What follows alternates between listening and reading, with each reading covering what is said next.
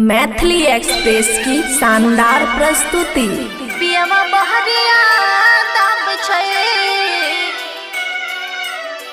खुशी recording studio बलुआहा।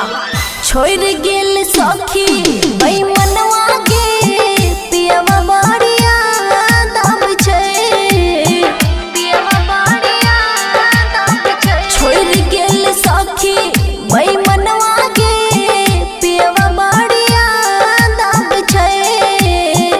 कातौन लागे हमर मनवा गे, कातौन लागे हमर मनवा गे, पियवा बहरिया दाब छै, पियवा बहरिया दाब छै, पियवा बहरिया दाब छै।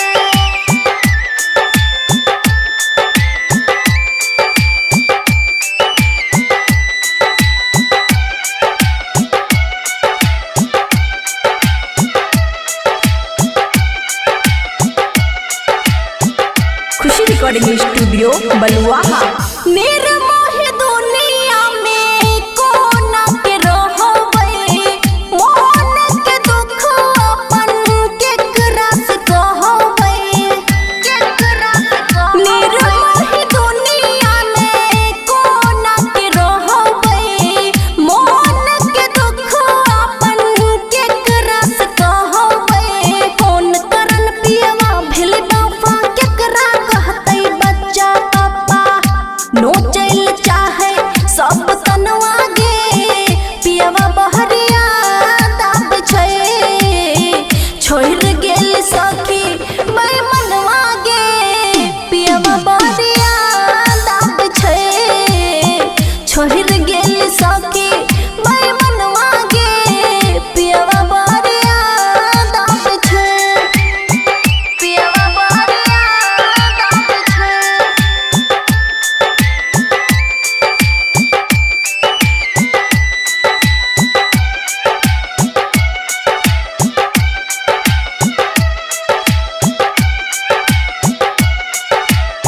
खुशी रिकॉर्डिंग स्टूडियो बलुआहा।